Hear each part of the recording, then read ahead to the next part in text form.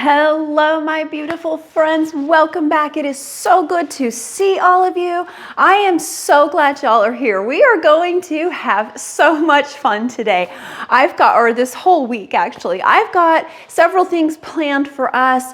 We're going to do a little spring decorating mixed with some fun spring DIY projects. I don't know about y'all, but I've definitely got a little bit of spring fever going on. It's not even March yet and I'm really feeling it.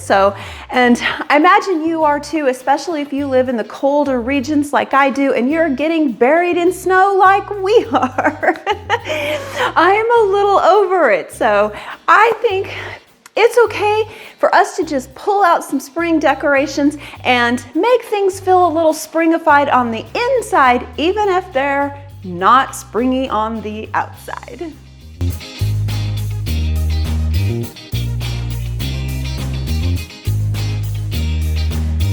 To kick off our shenanigans today, I think we'll start with a fun DIY project. Anytime I get ready to transition my home my home decor from one season to the other, it almost always begins with a DIY, and this is no different. So we're gonna head into the studio and work on a couple of really cute DIY projects that I have planned. I think you guys are really gonna enjoy these. So let's head into the studio and get started with project number one.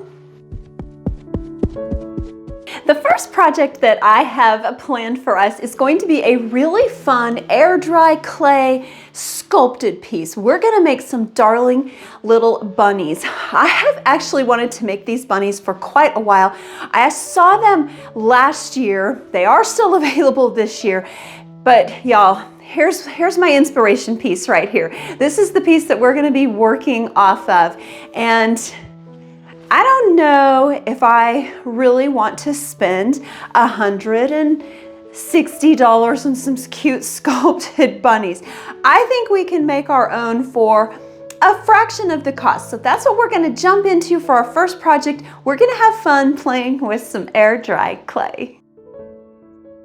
To get started with our air dry clay sculpted bunnies, we're going to need a few supplies. I have created a couple of patterns. This is going to help us create the form. So I will have these patterns available for y'all as a free download, and the link for that will be in the description box. So we're going to make two size bunnies here. We're going to make one that's kind of sitting down and then a big tall one. For these, I did cut them out on my Cricut cutter, and I cut out 3 of each size so that I could glue them together to make a little bit stronger cardboard so that we can use this for our form. You're probably going to need a few clay tools. You're definitely going to need a whole lot of aluminum foil. I am using heavy duty here because I just wanted to finish this up, but I don't recommend heavy duty for this. I recommend using the lightweight aluminum foil because it forms better. We're also going to need, obviously, our air dry clay and some really good painter's tape. So the first thing I did jumping into this was I just started creating some round balls to kind of fill in the bunny's body. I tried at first to just make one great big one the size of the bunny's body, and it wasn't working out so well. So I just started by making a whole bunch of sizes. And then once you feel good about that, we can go ahead and get them all taped onto the bunny. So to tape these on, you want to make sure that you cover all of the aluminum foil. Now, the air dry clay will stick to the aluminum foil. I just felt like, and this is just my own thing, this is no hard, fast rule. I just felt like the aluminum foil was more securely attached to the bunny form when I covered the whole entire thing. And plus, I felt like it was going to give me a more even surface to start creating our sculpting with. So when I did this, I definitely covered every single bit of the aluminum foil with my tape. Now here's the front half that we've got going so far. So we are going to repeat that exact same process to the back of our bunny to give this a 3D form. The first thing I need to do though before I start filling in the back is go ahead and get our ears formed. So I will do the ears exactly the same way I did the body, just using my aluminum foil and the pattern to get that aluminum foil shaped as closely to our pattern as possible.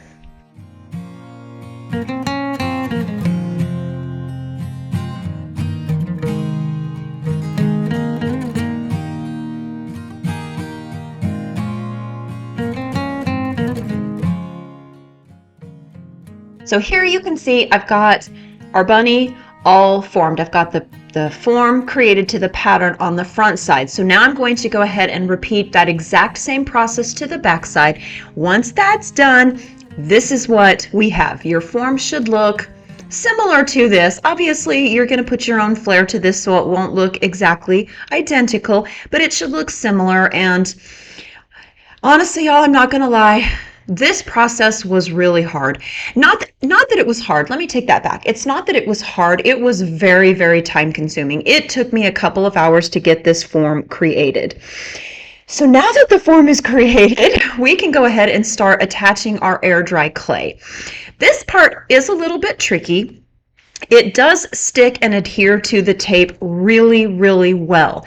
The most important thing to do here though is well, first of all, work in small pieces of clay. Don't try to use great big giant pieces because you're going to end up with a mess on your hand. You also want to have a bowl of warm water really close to you because it's important to keep your fingers damp. You don't want your fingers soaking wet, but you do want to keep them damp.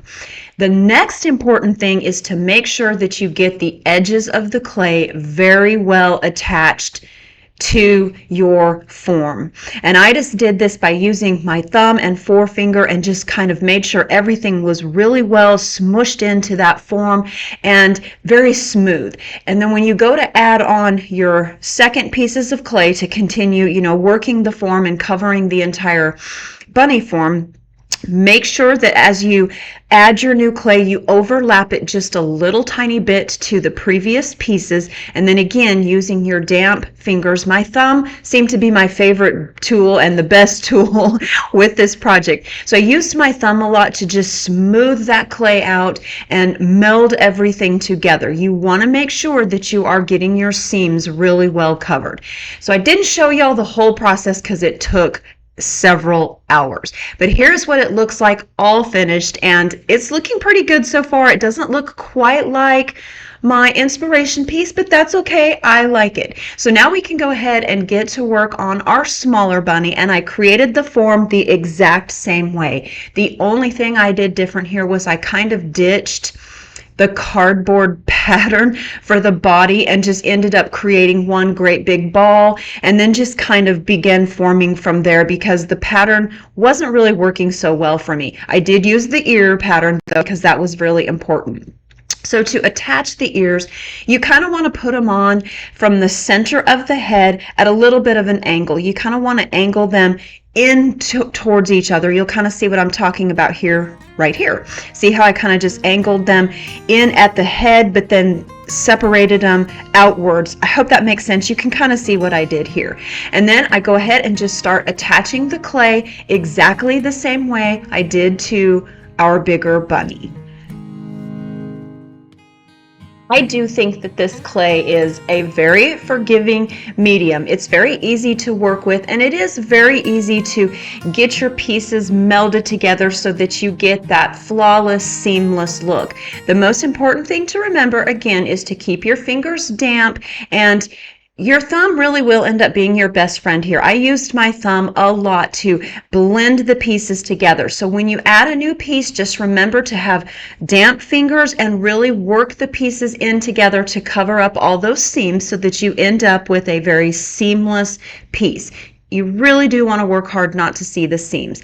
The other thing to keep in mind is don't use super thin pieces. The thinner your clay, the more at risk you are for getting cracks as it starts to set up. However, also keep in mind that if you get it too thick, it's going to take a lot longer to set up.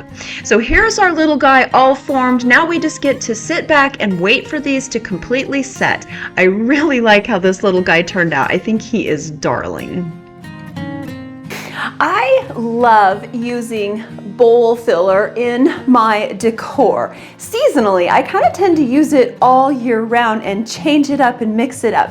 So I thought it would be fun for this project to try our hand at making our own bowl filler out of a variety of different objects. Some of these I have foraged in nature, and some of them are just pieces that I have had lying around the house, and I think we can get creative and make our own bowl filler. So that's what we're gonna jump into. For this project, we're gonna try our hand at making some DIY bowl filler. Let's go, I think this is gonna be interesting. For our bowl filler, I am just using a whole bunch of stuff that I had on hand. I literally shopped my supply closet and just pulled a whole bunch of fun things that I thought would make really fun, interesting bowl filler. And as I was pulling these pieces, I was really being mindful of texture and shape. I wanted a lot of round pieces because I think round pieces make really beautiful bowl filler, and I also wanted pieces with a lot of texture.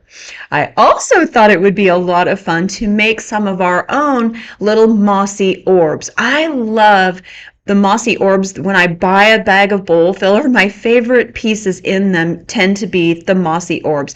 There's just something about moss that I really like, especially in the springtime, because it brings in that green, and you just get a little bit of nature inspired pieces that you can bring indoors. So I just have these teeny tiny little styrofoam balls, and I'm literally just covering them with moss. I did get this moss at Hobby Lobby. I like working with the flatter kind rather than the kind of moss that tends to be more stringy, if that makes sense. And then I just covered all of my balls. I used hot glue to attach the moss to the balls, and then once that was done, I felt like the best way to get them round is just to kind of roll them in my hand, and that gave it a good, nice round shape. And then I'll just start cutting all of these pieces off of my branches to create individual bowl fillers. And on this one, I really liked these cute little leafy stems on these. I just thought they looked kind of like an herb to me. So I'm just going to go ahead and keep tearing all of these apart and breaking them down into small individual bowl filler size. These mossy pieces are some that I actually foraged from my yard last fall. I have this whole patch in my grass that actually grows this really pretty moss. I think it's called reindeer moss, actually. I'm not 100% sure on that, but it was really pretty, so I just dug some up and then let it dry. And then I also cut a whole bunch of these cute little sticks. Now you can actually buy these sticks, but I cut my own because it was free. We have made some pretty fun bowl filler. This was a really good idea, y'all, because I think by making our own, just by using pieces and floral stems and greenery stems and just all kinds of cool things that you have in your home. I just kind of shopped my home and found all these pieces, pulled some things together that I thought would be really cute in a bowl. And I think by doing this, we've saved a lot of money. So I'm feeling pretty happy with what we have come up with for bowl filler. So now what I think I want to do, we're going to jump into doing some early spring decorating now, and I'm just going to take y'all along with me as we work on this together, and that way you can kind of get a feel for how I style some of the pieces that we're always creating together, the DIY decor pieces. So for right now, what I want to do is go pull some of my bowls from the main sitting room, my main kitchen, sitting area, dining area. I want to pull some of the bowls in those spaces that I want to put our new bowl filler in. So I'm going to run out, grab all those bowls, bring them in, and we can put together some really cute, fun, springy bowls for our decor. I have this really cute little scoop that it's a wooden scoop, and I don't even know where I found this. I think I found it at an antique store somewhere, y'all, but I love this piece, and I do tend to use it year round because I love it so much, and I just change out the bowl filler. So now we're just going to go ahead and start playing. Now this is a process for me because I don't always get it right on the first try. So I fill the bowl, kind of sit with it for a minute, decide what I like, what I don't like, and just, I think one of the things I like to keep in mind too is, does it feel too busy? Does it feel too cluttered and too full? So you'll see here that I just kind of play a little bit. If I don't like it, I dump it out and start all over again. And that is very much my process when filling up a bowl. I don't like the bowls to be overly full and cluttered looking. I want everything to look cohesive when I place it together, and I do try to kind of match shapes. Not necessarily colors, but I do like to use shapes that are going to play well together in the bowl. So we'll just keep playing and filling bowls and see what we end up with.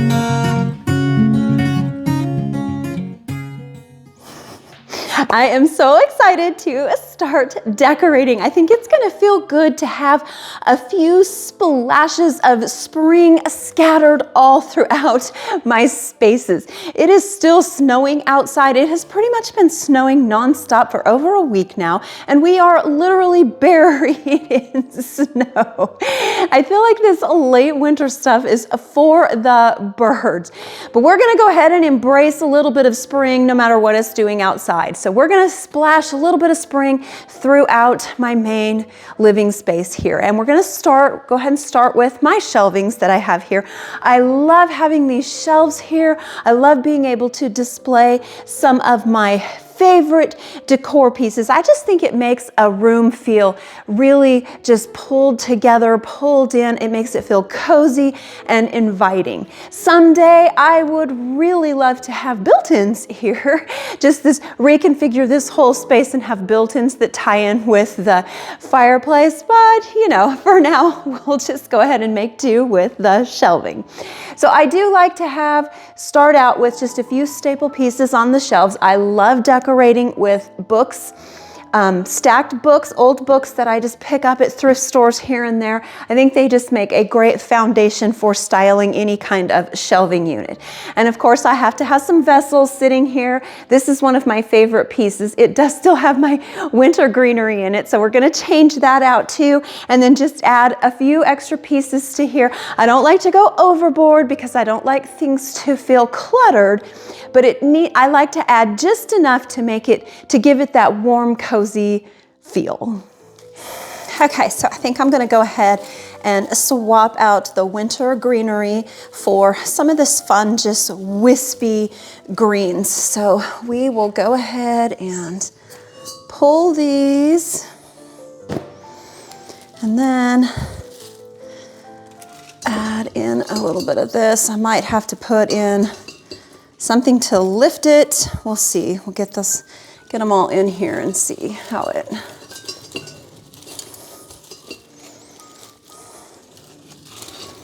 pulls together. Oh, yeah, I think that's going to be just fine. I don't think I need to lift it at all. That looks really fun. Okay. Yeah, I like that. Okay, so greenery is changed out. A little trick that I like to follow when I am putting greenery into a vessel is, first of all, make sure that you have enough. Make sure you've got at the least amount a bundle of 5 or more, depending, of course, on the size of your vessel. You really want your greenery to fill out the vessel and be full and flowy. And I'm really especially liking this particular greenery because I love how it just sort of cascades out over the vessel. It just gives it a nice, fun, wispy cheerful look. So that is something to keep in mind when you are filling a vessel. Make sure that you definitely have enough pieces to really fill the vessel and give it that nice full look. Now I'm going to just start playing with all of the pieces that I have set out to go up on the shelving. And this is a process for me sometimes, and I always start putting pieces out, think I've got it just the way I like it, step back, take a look at it, and inevitably something needs to be tweaked. So it's just part of the process, and there's no rule here.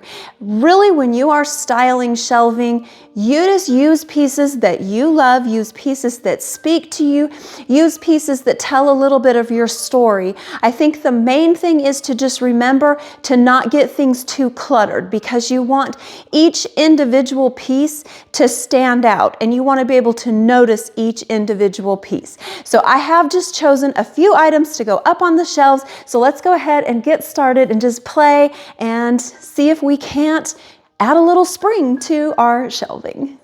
Okay, I am going to start with this little book stack and put my fun scoop. I love this scoop, and it works perfect for all the seasons because you can just fill it with seasonal bowl fillers, kind of like we've done here. They could read a little bit on the fall side of things.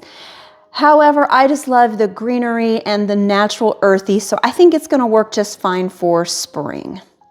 And because the greenery in this is so full, I might just scoot that down a little, scoot this down a little, because I do want to set this fun, cute little battery lamp here.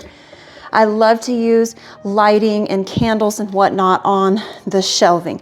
And this is a really cute lamp. It's a rechargeable piece and it's touch. So it has all the different, it's got 3 different light settings and it's rechargeable. So I love that. Okay, so, I think I'm just gonna leave it right there for this bottom shelf. Another thing to remember is to try to use an odd number of pieces on each shelf. So if you look at this as 1, 2, 3, that's an odd number. For the second shelf here, I think we'll start with this fun, cute little bowl of all of our fun orbs and bowl fillers that we kind of put together. I like to just have a little bit of wood element going on, so this kind of adds that wooden texture to it. And then I'm going to use my fun little clock on the book stack, but I'm not going to center it. I'm going to kind of put it off. So I didn't dust very well. I'm going to put it off center just a little bit. Little asymmetrical look going on there. And then on this side, I think we'll just do this fun little vessel, but I'm gonna leave it empty. I don't think we need to put greenery in this because we've got greenery here, and I'm probably gonna add a little bit of greenery up to the top. So that kind of takes care of the second shelf. I really kind of like the whole look of this. It feels kind of fresh and springy. Okay, so after I stood back and took a look at this, I kind of decided I like that the clock is asymmetrical on the book stack, but I think I need to push it this way because it gives us that nice angle for the height here and the height here. When they're sitting right next to each other, you don't notice the height, and it kind of messes with my eye a little. So I'm gonna push it over this way, and then we have a little height to balance this, and it doesn't try to compete with this over here. So now I'll step back and take a look and see what I think of that from a distance. Okay, so to the top shelf here, I'm going to go ahead and add this vessel with some really tall stems in it. Now, something to keep in mind here, because I have a vessel here, here, and here, you want to kind of keep things at your semi-triangular pattern. I'm not sure what that shape is, but you want to keep things going diagonal from one another. So, and because this vessel, the handle is facing this out this way, you want this one to face out the opposite direction. I'm also using some very tall stems in this vessel because I have really tall vaulted ceilings in this space, and that just kind of helps balance the height and kind of bring things down just a little bit. All right, and then because I love my little shoe form, it's one of my favorite antique pieces that I have, I'm going to just set it right on top of the books. And then I've got my last two pieces here. I think it would be fun to put a little mirror here. Now, I love decorating and styling with mirrors. However, I'm not going to use a great big giant mirror here because this room is so large and I don't want to add anything that's going to make this room feel even bigger than it is. So we're just going to use this as a little bit of a backdrop and to just have some fun color there. And then to finish it off, I'm going to add this fun little candle. This is actually a light bulb candle. It's supposed to look like a candle, well, a little lamp. It's like a little table lamp, I guess you could call it, but it is also battery operated. This one is not rechargeable though, it takes AA batteries, but I love it in the fluted glass. I just think it is so lovely. And we'll just put that lamp on. And I think that's gonna complete the shelving, y'all. Here's just a quick little overview of how we styled the shelves. I think everything is looking pretty well balanced. I actually am happy with it. I don't think I'm gonna end up doing a whole lot of tweaking on this one. So let's go ahead and move on to the mantle now. When styling my mantle, I do have a tendency to go a little more on the minimalistic side of things. I don't like to have a lot of small pieces on the mantle because, first of all, it's a large space. It's got a large surface on top. So a lot of small pieces up there tend to make things feel very cluttered and distracting. So I do prefer to use just a few really large pieces up on the mantle for a couple of reasons. Like I said, it's a large space, but this is also a really big room here. It's an open concept living space, and it is very large with 16-foot vaulted ceilings. So by using larger pieces on the mantle, it does kind of help pull things down into the room and it almost gives the illusion of filling the void way up here where the vaulted ceilings are. So by using the larger pieces, it does kind of bring things in and give you more of that cozy feel, and your eye is drawn to just a couple of specific pieces rather than making you dizzy with a whole bunch of tiny little pieces on the mantle. So we're gonna keep my fun little backdrop that Michael and I built earlier in the fall, this last fall. I am really loving it with the sconces on it. And even though it's black, I still think it's gonna work really well in this space through the springtime, especially if it is paired with the right piece of art. So I'm gonna start by adding some art up to this, and then we'll take a look and maybe just add in a few smaller pieces to bring it all together. Okay, so I think the first thing I need to do is take down our fun little wreath heart that we made at the beginning of this month. I love this wreath. It has been so much fun. Well, maybe it's gonna stay there because I can't get it off. Anyway, it's been so much fun, and I've enjoyed having greenery here, so I may end up just putting a different piece, but I think it's time to retire the heart wreath until next season. Okay, so let's go ahead and add our big piece of art up here.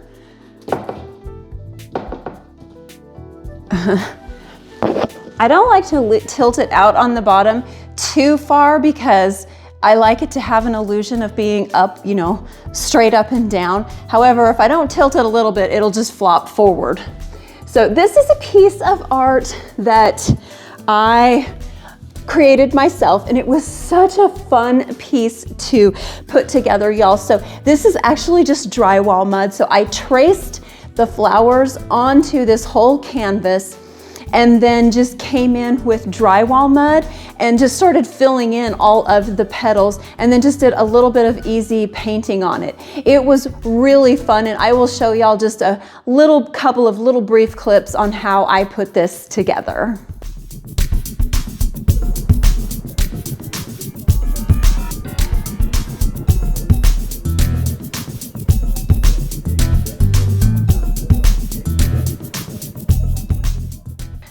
Okay, so to finish off this. I think I'm gonna go ahead and just put this bowl of greenery. Now y'all, I've had this bowl of greenery up here for a really long time and I contemplated changing it for this season, but then I thought, why? I love it so much, there's no need to change it. And it works perfectly. It's very neutral, so it goes with every season and every color palette. So we'll just go ahead and add this up here to that. I think that's gonna work. And then, because I was liking having some greenery here, I think I'll just go ahead and put this little wreath on here. It's a little bit lighter color palette than the greens in this, but I still think that they play well together and it looks very nice with the neutral palette of the piece of art. Okay, y'all, so I think that pretty much wraps up this space, my sitting room area. I'm really happy with how everything is looking. We've added just some very subtle touches of spring to the space with the flowers in the art piece on the mantle, and we've changed out some of the greenery from winter greenery to some early spring greenery. So I think we've added just the right amount of spring for an early spring decor. So, and I've decided not to change out my throw pillows. I'm gonna leave all of those because they're a really neutral color right now. They've got some greens going. So I feel like they're gonna work really well for the early spring decor. So I did not forget about our cute little faux ceramic bunnies that we made, y'all. They just haven't fully cured yet. The air dry clay is still just a little bit soft. It's starting to set up really, really nicely. It is still a little soft though, so it's not to the point where I can paint it. So I did intend to put those bunnies on the mantle. However, the big one turned out a much larger than I anticipated. So the small one I will probably put on the mantle, but we may have to wait until next week to paint them. So be looking for that because that's just going to end up being like to be continued on the bunnies. So the sitting room is all finished and I am really loving how it is feeling. We've added touches, subtle touches of spring, made it feel just a little more bright and a little more cheery, especially because right now it's a full-on blizzard outside and all I have to say is yuck, I am so over that. I'm so over this late winter snow that we are getting. So all we have left to do now is create a fun centerpiece for the dining room table, add a few subtle splashes of spring to the kitchen, and create a centerpiece for the island. So we are going to tackle all of that next week, and we also need to finish up our bunnies and get them styled into the decor. We need to get them blended in with our decor somewhere. So out of all the things that we did today, y'all are gonna have to let me know what stood out the most to you.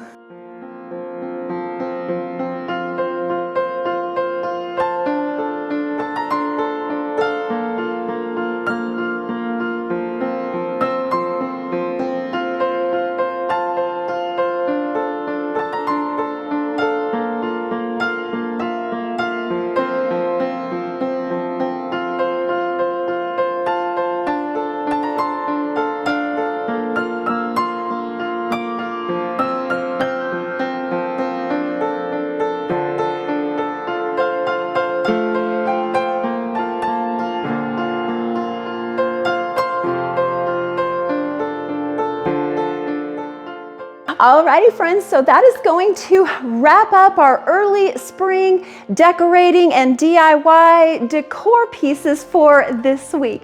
Next week, we're going to tackle the kitchen, the dining room, and the island. So y'all be sure and come back and see me for that. It's gonna be a lot of fun. Oh, and we're also going to finish up our bunnies. So y'all come back, see me again next week. Until then, take care, and I will see y'all soon. Bye. Don't say okay. I need to not say okay all the time. I need a new vocabulary, I'm thinking. Is super. Yep. Blah, blah, blah. Blah, blah, blah, blah, blah. Project number 2. I love it when my voice gets all